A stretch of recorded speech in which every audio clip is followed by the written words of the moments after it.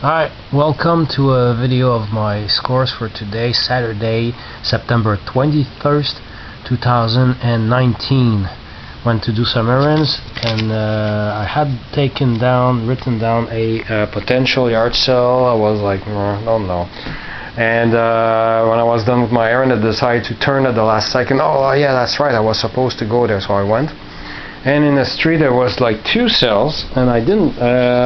I started with a sale across the street, and the first thing I bought actually was not at the sale, but I spoke to a lady, and I've asked if they had. There were two ladies. I've asked, do you have any records? And one of them said, yes, I do. I live across the street, diagonally from the other street. We went inside because she said she had a turntable and she wasn't sure she wanted to sell records because she didn't know she could fix it or not. It's actually, I had to take a look at her turntable, but I also looked at her records, and I actually picked out a few for $5. Here's what I got for this small stack for $5. Provocative Percussion Volume 4 on Command Records. Already played one side, it's awesome. Sidney Bechet with Wild Bill Davidson and Art Rods on Blue Note 1204 Volume 2. Didn't have a chance to play it yet. I had a crazy day today. Just the fact that it's on Blue Note. I got another copy of Mallet Mischief by Harry Brewer and his quintet. It's in stereo. It's a gatefold, and it seems to be in great shape. I didn't have time to check it. So it's a classic. That's a classic crazy cover. Must pick up record. Anyway, it's called. Pop up the volume single version. In great shape. I still prefer the Canadian 7-inch, but decided to pick it up. Yep, The Beatles, Twist and Shout, featuring She Loves You. It's a Canadian record in the 6000 series, the T6054. I think it's a second edition, if I'm not wrong. It's the one with the. Let me pick it out. The record is in better shape than the sleeve. It's the this label, late 60s label. The record is in better shape than the cover. In the back there's some gummy stuff in the corner. Somebody used it as a poster, obviously. And the only other Beatles record I found was weirdly enough, the early Beatles, which have about the same songs. There we go. And the record is the same label. They were probably bought around the same time, same orange and purple label. And I got this 45 EP. Unfortunately, the sleeve is torn. Charles Aznavour, Ça, toi, à te regarder, je t'aime comme ça. And I forgot what condition the record is. On his first label, Ducretet Thompson, before he signed with Barclay. And early 45. Very young Charles Aznavour. So I got these records for $5. Why did she agree to sell me the records? Because we tested the turntable and got it for free. Turns out that it's a Dual 1218. The Shure cartridge on it, the needle is shot, of course, but it took a while to get it running. It was unplugged in the cabinet. It was stuck inside of. It was a pain to remove it. With a screwdriver I tried. It's hard to explain how exactly it was placed inside some sort of cabinet, but I barely had like this much space of leverage to pull it out of a deep hole in a cabinet. Anyway, long story short, got it out, plugged it in, and I did all the testing in front of her. Managed to get it spinning after a while. It was like not picking up and everything, and it turns out that the start thing, the mechanism is screwed up. There was no way of turning it off. So I said, okay, what am I going to do with this? I said, well, I don't know, I'll try to maybe keep it for parts or see what I can do with it. It doesn't have the cover, unfortunately, and the cabinet, you can't see it here, but it's all scratched up. I might try to, I don't know. First of all, you see, it doesn't even go back to the original position. There's So I don't know. And there's no audio cable, no ground cable. I did find the two plugs where to plug in the audio cables, but I don't know where to plug the ground. We'll see. And that was for free. And I also got for $10 another cabinet to put records in. It's already in the basement, so I took a photo outside. There we go. Her late husband had put in extra shelves, which I actually won't need. But it's 6 feet. It's perfect for records. 1 feet deep, 6 feet high. I think it's 24 inches. Oh, I forgot to measure how wide it is. Okay. And so I got that from that address. Then again across the street, still didn't go. I was still not at the sale that was advertised on the internet. Across the street, next to where the lady was with the other lady, I picked up this fan for $5. I have an identical one. Mine is in better shape. This one takes a while to start up. I tested it, but it does pick up. And I got it for $5. And the guy had 3 bicycles, 2 for men, and one of them was from the 50s. Was awesome looking. But I'm not a bike collector.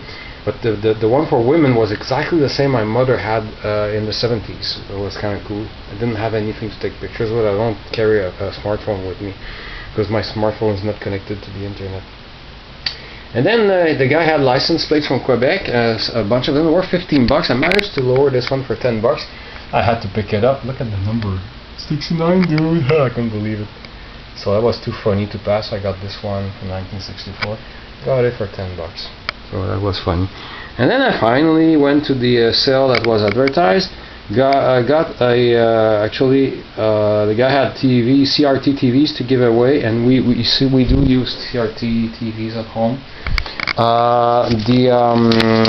Two of them were 32 inches, like that one. That was a pain in the ass to get there, so decided I wouldn't take that one. But he had a Hitachi for free, of course. No remote, but the input selector button in the front of the TV is easy to push and select, so the rest can be done with the cable box remote anyway. We have to still pick it up, me and my father, so I cannot show it yet. What else did we get? I have to stop showing the sheet because there's a phone number on it. For the men, we'll have to call back to get it. Oh yeah, I don't know if I'll need it for my lawn yet. It's this how do you call that in English? In French, it's arrosoir. Forgot how do you say it's for sprinkler. Yeah, there we go. For $1. Then I made myself a kit for extension cord here with these triplers, 3, 3, 3. So I can plug 9 things out of this, and the plugs in the kitchen really sucks. I can now turn one plug into 9 plugs. Got this whole thing for $2. Perfect. Very convenient and useful. Hey, stop showing the sheet. There's a phone number on this thing. Extension, and then I said, okay, I'm loading. Managed to load the 6 feet high shelving thing in my car and close the hood. I have a Pontiac Vibe. So I love putting stuff in that car. And then I saw I was about to go back home for lunch. It was getting late, but I saw a sign. Decided to check. And I found something incredible. I will have to explain it in French, but bear with me. I will give you a recap in English. But it's about French culture, actually from Beauce. I forgot to check how Beauce is there, if there's an English name for Beauce. Beauce. Like I said, I'll have to switch to French, but I'll explain it in English later. Le monsieur qui faisait la vente de garage était un fan du père Gédéon, en fait de Doris Lucier. Ce que j'ai dans les mains, c'est pas quelque chose que j'ai acheté aujourd'hui, c'est un disque que je possédais déjà dans ma collection. C'est le premier disque du père Gédéon dans son monologue, la partie de pelote. Ça, c'est une copie New Old Stock là, de première édition là, que mon oncle Jean-Jacques m'a donné il y a plusieurs années. Parce qu'il a déjà été l'élève de Doris Lucier qui a déjà enseigné. Fait que je sais pas s'il a fait jouer une fois, il est flambant le disque. On va en avoir besoin pour l'explication. Le monsieur, j'ai demandé s'il y avait des disques, il a sorti ses disques. Puis j'en ai choisi deux, je vais les montrer tantôt. Mais dans ces disques, il y avait ce disque-là en mauvais état. Puis j'ai dit, oh, c'est pas grave, je l'ai déjà. Il dit, j'ai quelque chose à vous montrer. Et puis là, il a sorti quelque chose d'incroyable. Quand je l'ai vu, la gueule m'a tombé. Je devrais le faire en bilingue au fur et à mesure. I will try to recap it in English also as I go along. The man came from Beauce, and this artist is also from Beauce, and his character is from Beauce. Doris Lucier was a comic actor who had a character called the Père Gédéon. This was his first record. This I didn't get today. This is a record I had a while ago. My uncle Jean-Jacques gave me this new old stock copy that barely played maybe once, and because Doris Lucier also taught at the university, and my uncle was a student of his. So I got this record years ago. I've pulled it out because you'll see why. And the man pulled out some records. I took out two records because he doesn't have any turntable anymore, but he had this record in so-so shape, decided not to sell it, and he explained to me because there's a memory linked to that record, and he's a sculptor, a very talented sculptor. He showed me inside, he took me inside to show me all the ducks. He sculpted a cat, life-size cat. He sculpted the hand of his wife with a ring. He's incredible. So what he showed me is this. Ta-da! Sculpted out of one single piece of wood from Beauce. I had no idea how many hours it took him, because he would work on these pieces on and off. But this is absolutely mind-blowing. My jaw was on the ground and I couldn't close my mouth. Every detail is there. Disque Apex français, disque longue durée, 33 et 1/3 de tour, micro-sillon. All there. Apex, ALF, 15/7 haute fidélité, right there. Père Gédéon, dans ça. Even the P of the pelote here, the same P. Absolutely mind-blowing. It's absolutely incredible. And he did this in 1993. Then I forgot to check on the internet what year this happened, but you see, this actor, comedian Doris Lucier, was friends with their neighbor, who now has passed away. She was a quadriplegic writer. She wrote books.